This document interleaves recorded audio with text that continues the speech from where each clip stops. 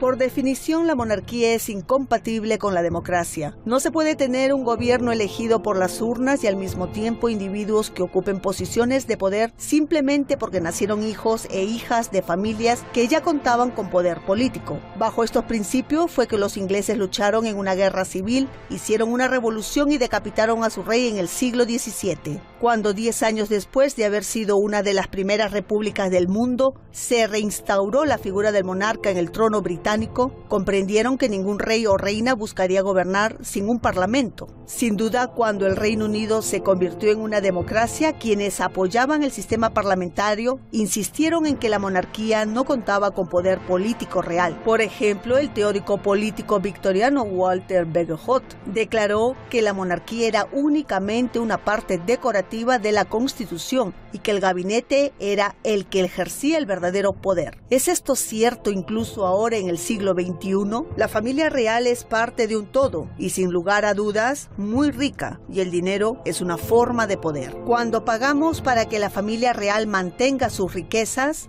el costo que representan para los contribuyentes se ha estimado entre 40 y 200 millones de libras. Aún más, informes recientes han revelado con qué frecuencia intenta la familia real cambiar las decisiones del gobierno de manera directa y personal. Aquí echamos un vistazo a cómo el poder hereditario de la familia real todavía tiene sus efectos en el desarrollo de la vida política británica.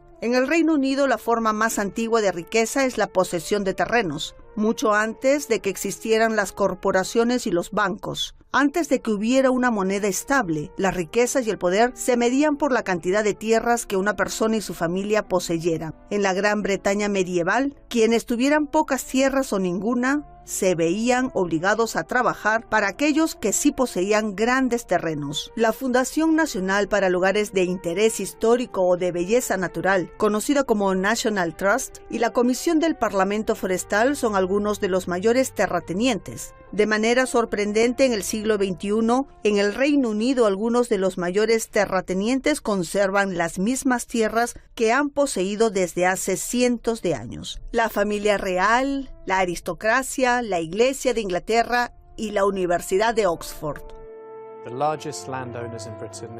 El mayor terrateniente en el Reino Unido es la Corona, que dispone de una cartera combinada de cerca de 8,1 mil millones de libras. Esto incluye terrenos agrícolas, así como propiedades urbanas, y aunque no son terrenos privados de la monarca, esta recibe un porcentaje anual de los ingresos que genera cada año.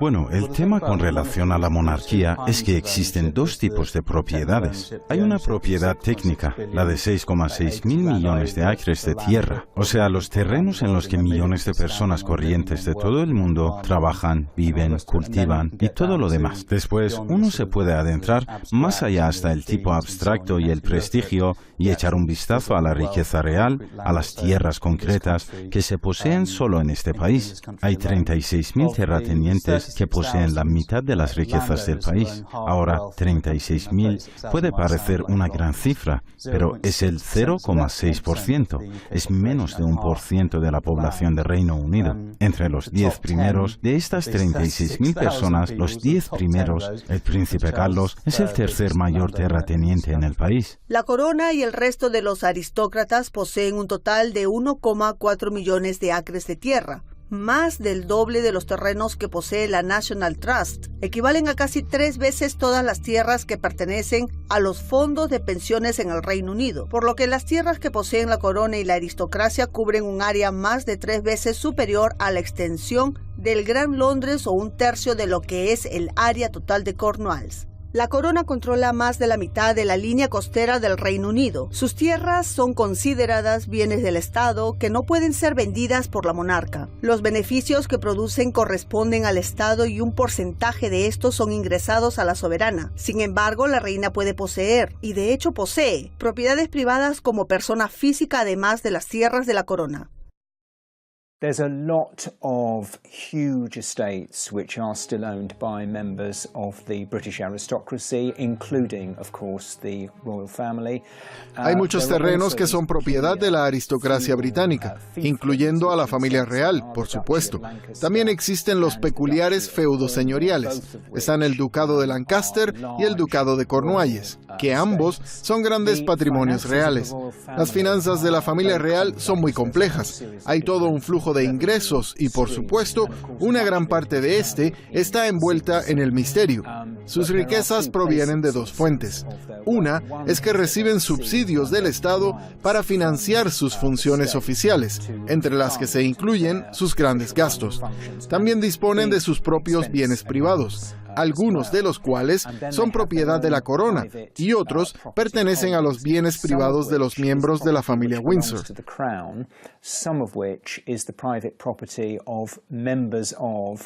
The Windsor family, Balmoral Castle and Estate and Sandringham Castle. La propiedad del castillo de Balmoral y la del castillo Sandringham, por ejemplo, son privadas de la reina como persona física. Son bienes que pertenecen a Isabel Windsor y no a la corona. No obstante, todo es muy complicado y la gente se queda adivinando cuál es la riqueza real de la reina. Se estima que su fortuna privada es de unos 350 millones de libras. Claro que es solo un estimado, porque gran parte de esto se mantiene en secreto. Las tierras de la corona se encuentran entre las más valoradas del país. De hecho, el valor de las propiedades urbanas de la corona, 4.000 millones de libras, es 4 veces superior al valor de los terrenos rurales. Por ejemplo, la corona posee toda la calle Regent, casi la mitad de la calle St. James en el extremo oeste de Londres y bienes raíces por todo el Reino Unido, incluyendo Oxford, Exeter, Nottingham, Newcastle y Harlow. La corona posee parte del parque y de los negocios de Bluewater en Kent. También posee parques en Leeds, Milton Keynes, Merseyside, Slough, Swansea, Portsmouth, Harlow, Maidstone, Hampstead, Nottingham, Edimburgo, Warwick, Cheltenham y Jersey. Los Windsor controlan los hipódromos de Ascot, clubes de golf, hoteles, granjas y zonas boscosas. En Escocia, gracias a sus propiedades, la corona posee los derechos de pesca, recibe los ingresos de la pesca y de la venta de mejillones, así como los derechos de explotación minera. Uno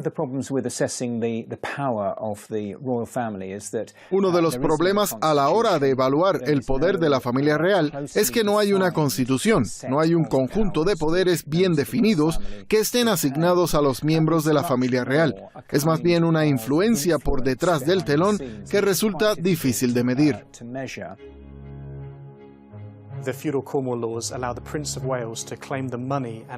Las leyes del feudo de Cornualles permiten que el príncipe de Gales reclame el capital y las propiedades de cualquier persona que fallezca en Cornualles, sin haber dejado testamento. Si no deben ninguna suma, el príncipe puede hacer esa reclamación. Él no lo usa como un dinero propio, pero sí para financiar sus proyectos personales, sus actos caritativos y otorgar becas en escuelas privadas. Hasta el momento conocemos que ha reclamado 3,3 millones de libras de otras personas. La gente se ha quejado por esto. Los pobladores de Cornualles le han pedido que no se lleve el dinero fuera del condado y que al menos lo emplee para gastos públicos, para los fondos públicos. Él se ha negado a hacerlo e ignora estas peticiones. En general, de los 800 millones de libras de propiedades del Ducado de Cornualles, Carlos recibe 19 millones de libras al año en beneficios privados. Toda la cartera de propiedades de la familia real se estima en más de 7.000 millones de libras. Solo en exención de impuestos son 230 millones de libras en ganancias cada año. Esto sin haberse tenido en cuenta los 10.000 millones de libras del valor de su colección de arte. El poder viene con la riqueza, en especial el poder de no obedecer las leyes del país de la misma forma en que se les exige a los demás ciudadanos. Por ejemplo, el Ducado de Cornualles del Príncipe de Gales no está sujeto a los permisos de planificación como debería estar otro constructor. Esto significa que Carlos puede evitar que se le impongan hasta 50.000 libras de multa que se aplican a cualquier otra persona que viole estas leyes de planificación. Otros propietarios tienen que pagar derechos de ocupación si están en un terreno durante 10 años, pero para el príncipe el tiempo límite es de 60 años. Los propietarios comunes tienen que permitir que sus arrendatarios puedan comprar bienes absolutos en su propiedad, mientras que el príncipe no. Él puede mantener arrendatarios de por vida. El ducado solo paga impuestos de forma voluntaria y cuenta con el asesoramiento gratuito de abogados gubernamentales. También se beneficia de exenciones que ningún otro ente del sector privado tiene. Por ejemplo, Carlos no paga impuestos de corporación ni impuestos sobre el patrimonio por sus empresas comerciales. The feudal Cornwall laws are pretty much an archaic and medieval-like remnant. Las leyes feudales de Cornualles son más bien un remanente arcaico y medieval de los reyes y reinas del pasado. Estas permiten que el ducado de Cornualles, la propiedad personal del príncipe, funcione como una jurisdicción legal independiente. Esto significa que el príncipe de Gales no puede ser citado a ninguna de las cortes de su majestad. Significa que no puede ser llamado legalmente a pagar impuestos, que es capaz de vetar cualquier ley aprobada por el gobierno que afecte sus intereses privados, y sabemos que lo ha hecho ya en 12 ocasiones. El príncipe Carlos tiene intereses comerciales particulares. Si usted excluye la magia que envuelve el tema de la realeza, excluye el hecho de que se desplaza en un auto muy llamativo gran parte del tiempo. Si excluye eso, entiende que es un hombre de negocios normal con intereses comerciales, y yo creo que en una democracia es un derecho que seamos capaces de ver qué intereses comerciales están tratando de influir en las políticas del gobierno. Hace tiempo que Carlos intenta influir en muchos aspectos de la política gubernamental. El fiscal general ha mantenido en secreto sus cartas a los ministros. En la monarquía hay principios generales y específicos. Los principios generales son en realidad bastante asombrosos. Mucha inmunidad legal de modo generalizado. Me refiero a que ha habido varios debates para hacer posible que se lleven a cabo ciertos tipos de cambios en la familia real, pero de hecho es prácticamente imposible. Entonces, por supuesto, existen los privilegios específicos de que ellos gozan, algo que hemos visto con los memos de la araña negra, que resultan bastante preocupantes cuando uno ve la magnitud de estas cartas.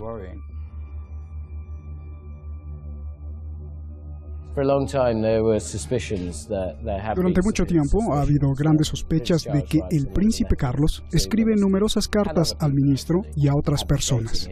En ellas expone su visión, sabe sus opiniones y presenta ideas de cómo el gobierno debe hacer las cosas y cómo se deben cambiar.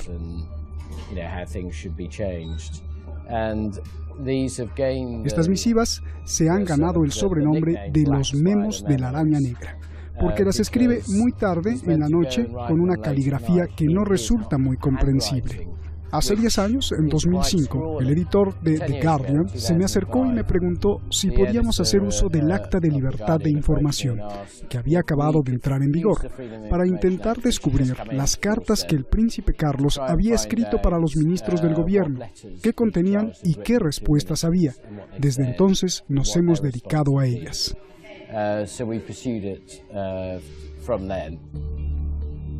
El gobierno intentó mantener las cartas en secreto a la luz de un proceso legal contra el periódico Guardián. No obstante, recientemente la Corte dictaminó que el Ejecutivo había actuado mal al impedir la publicación de los intentos del príncipe por influir en el gobierno. Cuando en el gobierno anterior el fiscal general Dominique Grieve intentó vetar la publicación de las cartas del príncipe, lo hizo porque a su parecer estas dañarían seriamente su papel como futuro monarca. Si perdía su posición de neutralidad política como heredero al trono, no podría recuperarla con facilidad cuando fuera rey. Prince Charles writing letters to government ministers is quite clearly able to... Es bastante evidente que con sus cartas a los ministros del gobierno, el príncipe Carlos sería escuchado y sería capaz de influir en la política. Algunas de las respuestas de los ministros que han salido a la luz resultan repulsivamente serviles, una clara adulación de los ministros laboristas a los principales miembros de la aristocracia, como si el príncipe Carlos tuviera más derechos que los demás ciudadanos a interferir en los procesos políticos. Estas cartas fueron en extremo incoherentes, fueron muy largas y extensas, en las que habla de muchos temas, de todas sus preocupaciones y sus proyectos favoritos, de todo, desde las cárceles irlandeses hasta la ganadería, los remedios a base de hierbas y los suministros militares. Hay muy pocos temas que él no haya tocado. Los ministros del gobierno fueron muy diligentes y rápidos a la hora de contestarle al príncipe Carlos. Tony Blair se convirtió en una especie de amigo por correspondencia del príncipe. Yo creo que él, entonces secretario del Interior, Charles Clark, acostumbraba a firmar estas cartas con las palabras de su humilde y obediente servidor. Esto solo muestra el nivel de servilismo y obsequiosidad con que se trataban esas cartas. Carlos ha estado escribiendo estas cartas a los ministros desde que Harold Wilson era el primer ministro en 1969. Carlos escribió a los ministros del gabinete de Tony Blair en no menos de 27 ocasiones en solo 8 meses, entre septiembre de 2004 y abril de 2005. Al final, nosotros recibimos las cartas después de Tony. Irónicamente, las que en verdad se hicieron públicas estaban tecleadas, así que nunca alcanzamos a ver la horrenda caligrafía. El tema tomó mucho tiempo a causa de la resistencia del gobierno. En primer lugar, lanzaron una pelea en el Tribunal de Libertad de Información, que falló en su contra. Cuando perdieron ahí, entonces decidieron utilizar el veto que bloqueó la publicación, algo que desautorizó a la Corte, y bloquearon la publicación de las cartas. Entonces nosotros tuvimos que desafiarlos. Al final, esa lucha particular fue ascendiendo hasta llegar a la Corte Suprema este año, donde el gobierno volvió a perder. Así que ya no había ninguna otra vía legal a la que ellos pudieran recurrir para intentar evitar que las cartas fueran publicadas. Antes de que las Cortes obligaran al gobierno a dar marcha atrás, la anterior coalición de conservadores y demócratas liberales se gastó cientos de miles de libras del dinero de los contribuyentes tratando de bloquear la solicitud de libertad de información del periódico Guardian para ver y publicar las cartas. Lo que ocurrió es que el gobierno estaba preparado para realizar una dura batalla y mantener las cartas en secreto. Por eso contrataron abogados para que llevaran el proceso legal a cualquier costo, pero lo perdieron. Al final, las costas por el proceso superan las 400,000 libras que el gobierno ha pagado con el dinero de los contribuyentes para evitar que las cartas salieran a la luz. La razón es simple. Las cartas, descritas por el propio fiscal general como particularmente francas, han socavado el mito de que la monarquía no tiene una influencia directa en las políticas del gobierno. Esta sería la prueba de que por el simple hecho de la familia en que nació, hay personas que tienen un acceso increíble a los más altos niveles de gobierno, una vía que está cerrada a cualquier otro ciudadano. It's taken 10 years for these letters to come to light. It's 2005. Han tenido que pasar 10 años para que estas cartas se hicieran públicas. Fue en 2005 cuando The Guardian comenzó a enviar solicitudes de libertad de información. Yo considero que es una época muy reveladora porque se estaba acercando el fin del mandato de Tony Blair. Y a raíz de la invasión a Irak, las tensiones en la sociedad británica estaban increíblemente altas. También se produjo al final del periodo de los nefastos acuerdos armamentísticos con Arabia Saudí que se remontaban a la década de los 80 hasta el 2006. Arabia Saudí recibía decenas de miles de millones de libras en armas que la monarquía y el príncipe Carlos, en particular, habían ayudado a vender. Fue un periodo muy tenso y puso en cuestión todo lo que estaba ocurriendo en la sociedad británica, desde el sistema legal hasta la oficina del primer ministro, la monarquía y demás. De hecho, en estos memos se pueden encontrar referencias al estado de los gastos militares, un tema cercano al corazón de la familia real, que hace mucho comercio armamentístico y también tiene intereses directos en la guerra. Al final, las cartas se publicaron. Las mismas se habían escrito durante un periodo de tiempo bastante corto, solo 8 meses. Las sospechas eran que él había estado escribiéndolas durante años y años. La opinión pública conoció solo una parte, una pequeña idea de lo que él había estado haciendo. Lo que se demostró era que había estado cabildeando entre los niveles más altos, exponiendo su punto de vista en temas particulares. Estaba haciendo cabildeo con los ministros e incluso con el primer ministro. La actuación de Guardian en relación con el seguimiento de esta historia es particularmente única en la historia de los medios de comunicación británicos. Por lo general, la monarquía puede confiar en la prensa británica para callar cualquier historia embarazosa en la que se esté implicada. The royal family have a huge amount of influence over the press. La familia real ejerce una gran influencia en la prensa. Ellos mantienen muy buenas conexiones con la prensa que actúa como portavoz universal de la monarquía. Creo que fue durante el jubileo cuando la reina estuvo haciendo una visita a los estudios de la BBC y en una transmisión en vivo de un telediario, Julian Warwicker, uno que se hace llamar periodista, le hizo una reverencia. Resulta impensable que un periodista haga algo así. Es solo una muestra del nivel de servilismo que existe en la clase dirigente y en los medios. Así que no hay una discusión seria y autorizada sobre su lugar constitucional en la sociedad. En la década de los años 30, los periódicos británicos permanecieron en silencio sobre la relación entre el futuro rey Eduardo VIII y la estadounidense divorciada Wallis Simpson, una relación que con el tiempo condujo a Eduardo a abdicar al trono. Incluso se mantuvieron callados mientras en los Estados Unidos se publicaba la noticia.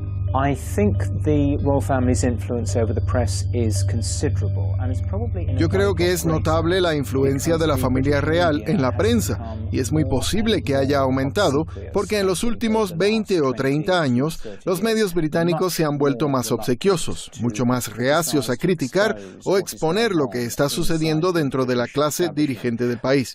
En los medios públicos, en parte, porque están preocupados de que los políticos puedan restringir sus fondos. Y en el caso de los medios privados, por el grado de control que ejercen sobre los periódicos y otros medios de comunicación, los grandes señores de la prensa, quienes en sí mismos son miembros de peso de la clase dirigente y tienen estrechos vínculos políticos. La tradición continúa. El contrato con la BBC para cubrir la boda del príncipe Guillermo y Kate Middleton establecía que las imágenes no podían ser utilizadas con propósitos humorísticos o satíricos.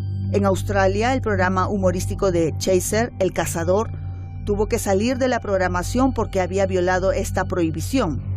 Durante el rodaje de un programa de la BBC 1 sobre la Mancomunidad de Naciones y el jubileo de plata de la reina Isabel, un productor de la BBC dijo que no sería apropiado entrevistar a la primera ministra australiana, Julia Gillard, porque ella es pro-republicana y no encajaría en los ángulos positivos de la película.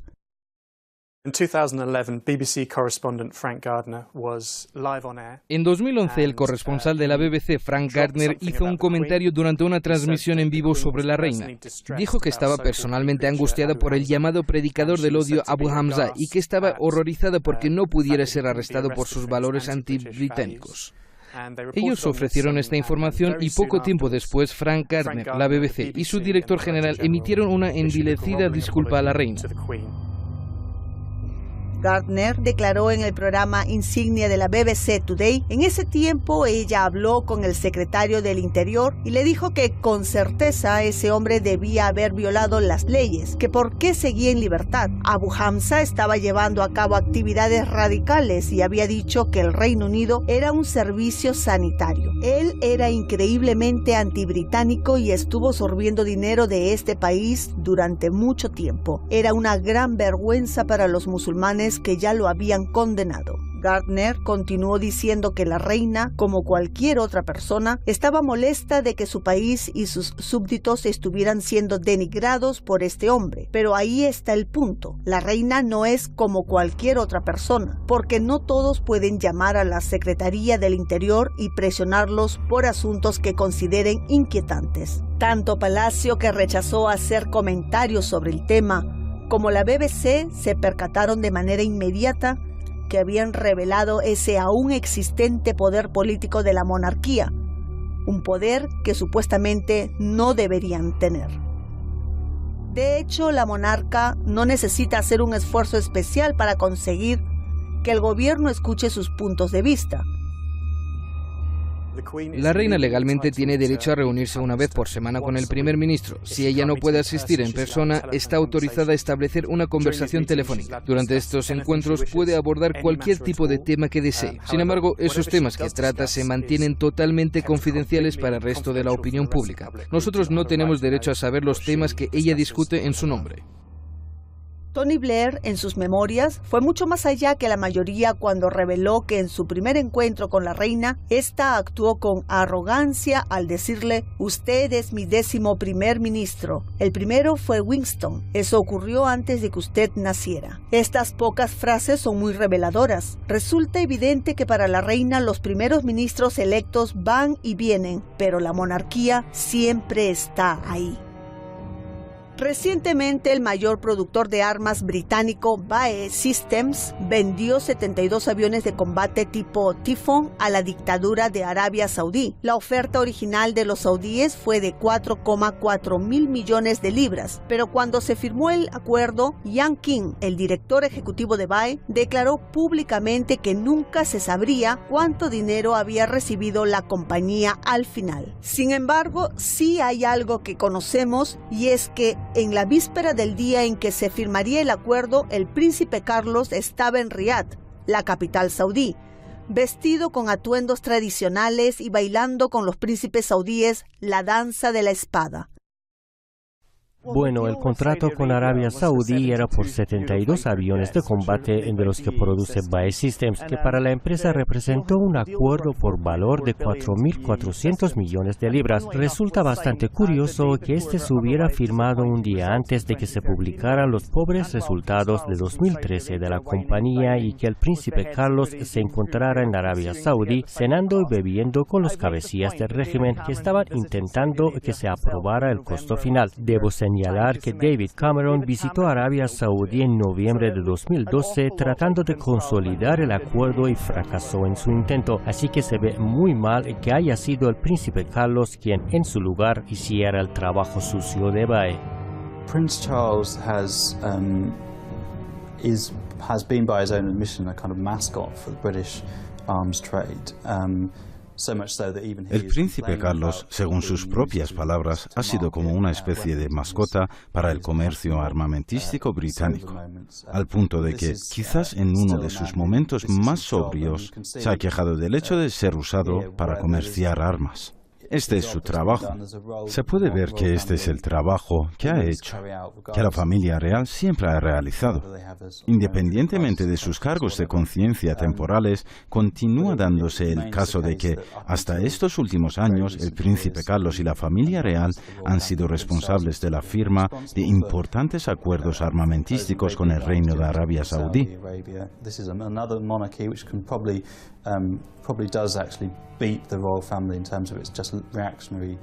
Esta es una monarquía que probablemente supera a la familia real británica en cuanto a su naturaleza reaccionaria. Es un régimen que decapita a personas por adulterio, brujería y abuso de drogas, y ha cometido crímenes contra la humanidad.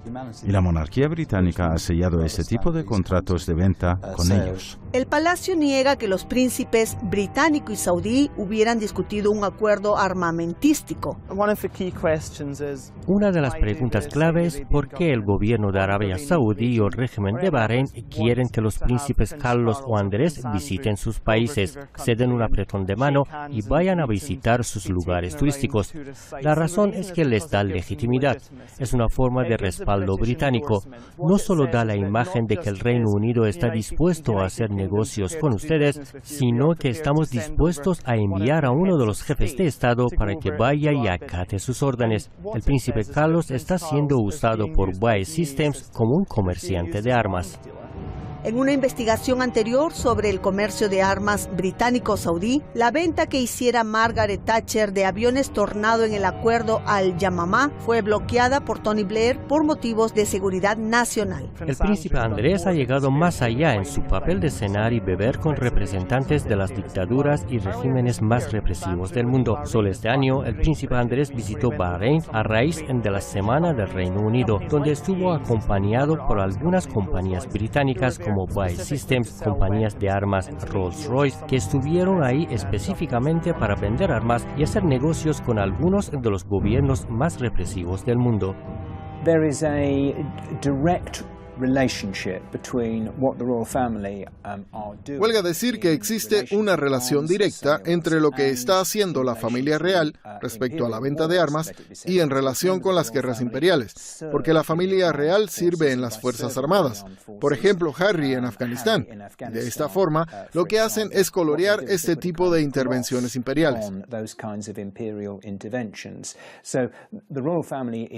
Por lo tanto, en este sentido, la familia real está involucrada en las guerras imperialistas, está dando su bendición a esas campañas imperialistas y con los contratos armamentísticos a Arabia Saudí está vendiendo equipamiento a una monarquía en extremo reaccionaria, con un abominable historial de derechos humanos, un execrable historial de libertades civiles que está haciendo uso de su poderío militar desde hace 2 o 3 años para reprimir movimientos revolucionarios en Bahrein y en la actualidad en Yemen. El ex parlamentario sudafricano Andrew Feinstein renunció a su puesto en protesta por ciertos alegatos de soborno de BAE. Él ha vivido en primera persona los intereses armamentísticos de la familia real.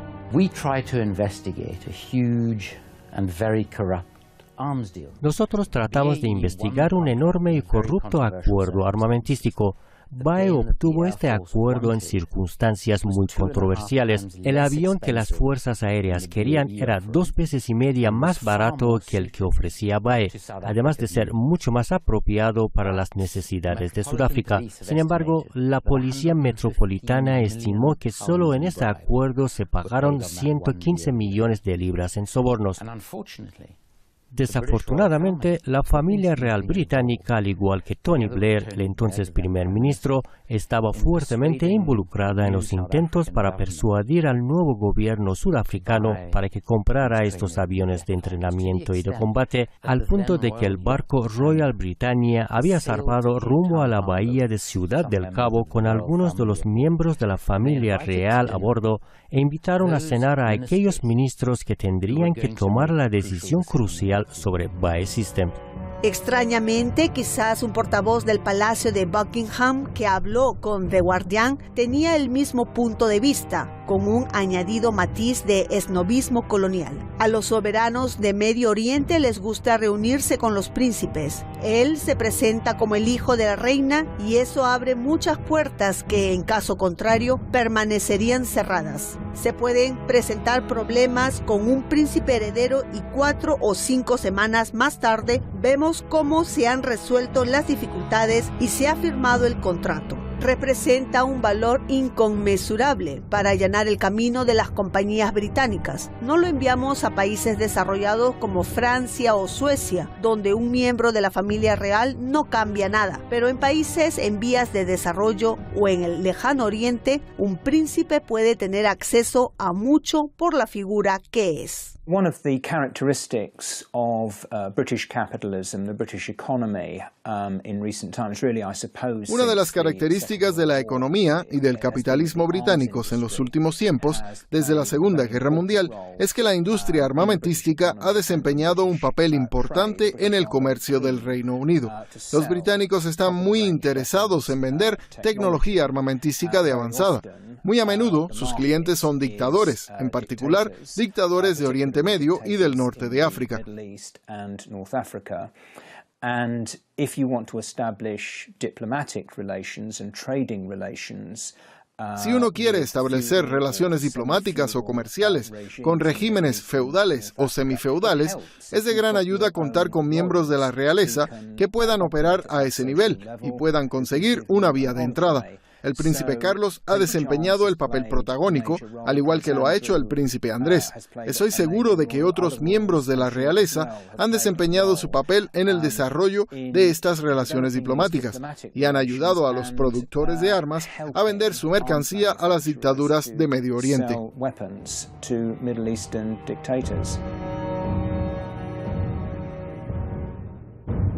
A diferencia del caso del príncipe Andrés, cuando ha habido otras situaciones de familias reales que en otras partes del mundo se han involucrado, por ejemplo, en el comercio de armas y han actuado de manera inadecuada, estas han sufrido sus consecuencias. Tal es el caso del príncipe Benhir de los Países Bajos, quien estuvo promoviendo la venta de armas a su país y trabajando al mismo tiempo con dos compañías estadounidenses para hacerlo. Ninguna de las compañías estaba al tanto de que trabajaba para la otra. La reina de Holanda tampoco sabía que él estaba trabajando para ninguna de ellas. Cuando se descubrió su involucramiento en esta actividad, fue despojado de todo tipo de derechos y privilegios y se le prohibió volver a usar el uniforme del ejército holandés. Ahora, tener una familia real no es algo ideal, pero si por razones históricas se tiene una, al menos deberían hacerla responder por sus acciones. Sin embargo, en este país, estas pueden hacer lo que les viene en gana. No obstante, la particular y encantadora forma de ser de Andrés funciona también con los dictadores, sea o no de la realeza. Existen informes de que mantuvo una estrecha amistad con Saif Gaddafi, hijo del coronel Gaddafi, y que ofreció un almuerzo en el Palacio de Buckingham al yerno del dictador libio Ben Ali, a pesar de las advertencias hechas por la embajada británica en Túnez sobre sus actividades corruptas. En lo que respecta al gobierno saudí, el mayor mercado para las compañías de armas británicas están usando ahora ese armamento en un ataque no provocado contra el vecino Yemen. En el mundo de la diplomacia internacional es común hacer distinciones entre el poder duro de una nación y el blando. El poder duro de los Estados Unidos, por ejemplo, es su capacidad militar y su poderío económico. Su poder blando podría ser la influencia cultural de Hollywood, la influencia social de sus medios de prensa o los buenos sentimientos de millones de niños de todo el mundo hacia personajes como Ronald McDonald o el Capitán América. El poder blando del Reino Unido se considera que es su enfoque persuasivo mediante el uso de medios culturales y económicos, mientras que el poder duro podría considerarse su poderío militar, la agresión, la guerra o la política. Lo mismo sucede con la monarquía británica. Parte de su poder, como ya hemos visto, es poder duro. El poder de la riqueza, las propiedades de terrenos y la influencia política directa. No obstante, quizás la influencia política y cultural que la familia real ejerce en la sociedad británica tenga un mayor impacto en su ejercicio del poder blando. Yo considero que en términos de poder duro y blando de la familia real hay un claro mecanismo de seguridad que se produce en la vida democrática británica. Ellos sancionan a cualquier partido político que llega al poder. De hecho, en los años 70, ellos revocaron la elección de un primer ministro progresista en Australia porque había ido muy lejos de su oposición a las familias reales. Por lo tanto, ellos sí que tienen el poder para derrocar gobiernos. No recurren comúnmente a estas cosas, en parte porque al hacerlo exponen ante la opinión pública el poder real de que gozan, como los memos de la araña negra. A nosotros se nos dice que ellos son como las guindas del pastel, una especie de atracción turística, que son meras figuras simbólicas, entre otras cosas. Pero en realidad, con los memos de la araña negra, uno descubre que no es así, que en verdad están interfiriendo en la vida cotidiana, en las bases regulares de la campaña independentista escocesa. Están interfiriendo en el proceso democrático. Están penetrando en el Reino Unido. Así que siempre existe una especie de sintonía entre el poder duro y el blando. Cuando hacen uso de él, cuando sacan su poderoso arsenal, quedan expuestos, por lo que tienen mucho cuidado. Las clases dirigentes británicas son muy cuidadosas respecto a cómo y dónde deben pisar y dónde no.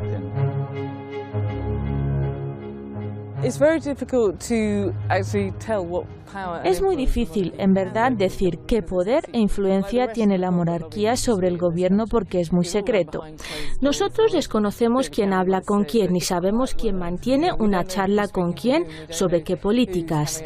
Lo que veo es la punta de un enorme iceberg. Tenemos una industria de 2.000 millones de libras de la cual no sabemos nada. La realeza es parte de eso. Ellos son excepcionales porque tienen esta especie de escudo mágico que les rodea y que es parte del disfraz y la vestimenta que llevan. Nosotros no cuestionamos sus reglas tanto como deberíamos, pero tendríamos que mirar realmente quién es quién. Me refiero a que necesitamos echar un vistazo a toda la industria. Ellos son lobbies, tienen intereses comerciales privados. El sistema británico se vale de forma bastante deliberada de la familia real, como un símbolo tradicional de sociedad jerárquica y elitista. Los medios de comunicación colaboran en el encubrimiento. Estos encubren el mensaje de la noticia con el objetivo de ocultar todo aquello que resulte crítico de la familia real y de lo que ésta hace también.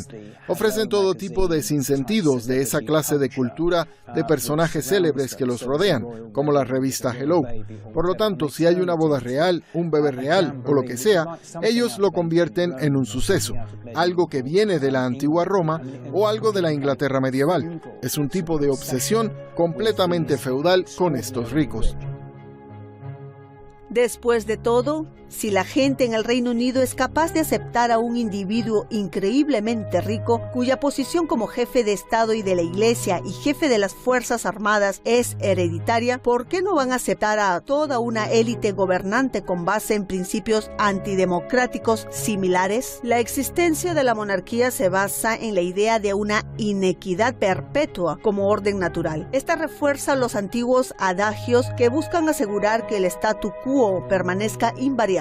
Este es el mundo en el que el pobre siempre está con nosotros, donde siempre habrá un hombre rico en su castillo y un hombre pobre a su entrada. Si el objetivo de la monarquía es ser una atracción turística, deberíamos hacer algo. Deberíamos añadir un leve gravamen en los impuestos y tarifas de la gente que viene al Reino Unido. Y eso podría financiar a la monarquía británica en lugar de hacerlo con los peniques y libras que los contribuyentes duramente se ganan. Eso es en primer lugar. La segunda es que si ellos están destinados a ser una atracción turística, entonces deberían mantenerse al margen de cualquier debate público en el que constitucionalmente no deben involucrarse. Por lo tanto, el príncipe Andrés no debería estar dando vueltas por el mundo como un bufón de gobiernos en extremo inadecuados. El príncipe Carlos no debería estar escribiendo cartas a personas que están en puestos de dirección para tratar de asegurarse de que en su país se imponga su opinión sobre cómo debería verse el Reino Unido estructuralmente. Solo entonces ellos podrían ser una mera atracción turística. Así yo tendría un problema menos. No obstante, mientras sigamos pagando por su extremadamente lujoso estilo de vida, yo opino que tenemos que tener el derecho de determinar lo que ellos hacen o lo que no. Este es un mundo en el que se supone que los pobres y los desfavorecidos tienen que encontrar consuelo contemplando los elegantes atuendos de la nobleza, en el que todo desde las joyas de la corona hasta el vestido de boda de Kate Middleton debe traer glamour a unas vidas en las que un pequeño lujo cuesta el salario de una semana. La mayor parte de la prensa nos estimula a olvidar nuestros propios problemas y a preocuparnos por la felicidad o infelicidad de los personajes de la telenovela aristocrática. Se habla del feliz casamiento de Guillermo y Kate y del triste casamiento de Diana y Carlos como si fueran temas más importantes que los problemas y alegrías de nuestros propios amigos y familiares. Ellos cuentan con una monarquía de relaciones públicas muy sofisticada.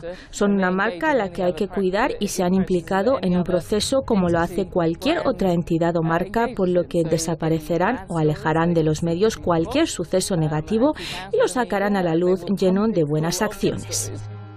Se han eliminado las racistas e inaceptables incoherencias del duque de Edimburgo. Quedan perdonados los deslices del príncipe Andrés y los miembros menos atractivos de la familia como Fergie son apartados de la mirada del público o expulsados del clan. Vale la pena recordar que esta no es una familia que se haya cubierto de gloria gracias a su comportamiento, o sea, en numerosas ocasiones se ha escuchado al padre del príncipe Andrés, el duque de Edimburgo, hacer comentarios muy racistas, extremadamente inapropiados. Me refiero a que uno de los miembros de la familia real, el príncipe Harry, fue visto usando un uniforme nazi para una fiesta de disfraces. Por otra parte, cada gesto de caridad o buena acción es magnificado. Ese es el trabajo de los expertos de relaciones públicas, las fábricas de ideas y los leales corresponsales de la realeza. Sin embargo, es un mito nacional que la gente en parte se cree. The royal family is of course packaged. Por supuesto, la familia real es empaquetada como una familia de personas que realizan buenas acciones, recolectando dinero para caridad y esas cosas. Eso es todo parte del paquete, una parte necesaria, aunque la realidad es muy diversa. La verdad es que ellos son una institución central en un orden político muy conservador y tradicionalista. Sin embargo, a pesar del hecho de que, en cierto sentido, son como un remanente del feudalismo, ellos también funcionan como un negocio del capitalismo moderno británico. El Reino Unido estaría muchísimo mejor sin una monarquía en términos de valor monetario. Los 45.000 millones de libras que ellos cuestan podrían ser redistribuidas para toda una gama de causas justas: trabajadores sociales, bomberos, personas sin techo, etcétera, etcétera. En estos tiempos de austeridad, supuestamente hay un 600% de incremento de los bancos de alimentos. ¿Por qué la reina o la monarquía no emplean uno de sus palacios o castillos para eso? En este país hay personas que pasan hambre y yo no veo a la reina participando en ese movimiento. Nosotros como personas no seríamos súbditos, seríamos ciudadanos.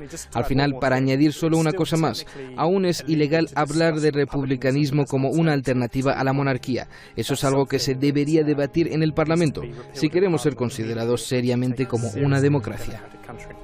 A pesar de todos los años de propaganda a favor de la nobleza, un 30% considera que el Reino Unido estaría mejor sin una monarquía. En Escocia la cifra alcanza el 50%. Otro 60% se opone a que el príncipe Carlos sea rey cuando muera la soberana actual.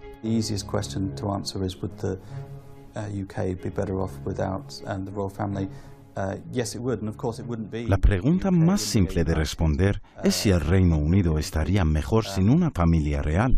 Sí, lo estaría. Por supuesto que no sería Reino Unido, sería un país democrático. De hecho, sería mucho más pequeño en un mundo ideal. No usurparía territorios de Irlanda ni de Escocia.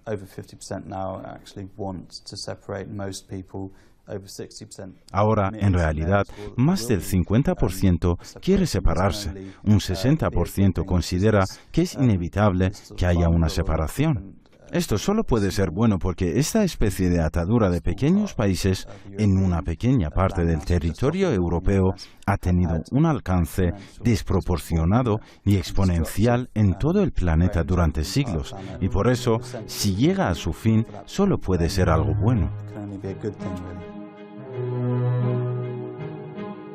There is no question at all that Britain would be a much healthier place. No hay ninguna duda de que el Reino Unido sería un lugar mucho más saludable sin la monarquía. Sin embargo, esta es solo una dentro de un grupo de instituciones anticuadas que representan una barrera para alcanzar una democracia verdadera. La Cámara de los Lores es otra parte de nuestro sistema electoral disfuncional. Hay muchos otros que podría mencionar. El sistema político británico necesita una revisión radical, incluso para crear una democracia parlamentaria moderna. De hecho, necesitamos ser testigos de cambios muy radicales en la forma en que tomamos decisiones, si en lo adelante se van a reflejar los intereses de la gente común. Probablemente cuando Carlos suceda a la reina habrá una crisis de confianza, sino una crisis constitucional. Será el momento en que los ciudadanos comunes en el Reino Unido tengan que analizar si una institución hereditaria enormemente rica, con una influencia inconstitucional y políticamente reaccionaria en el siglo XXI, es aún la mejor decoración para una sociedad que se supone democrática.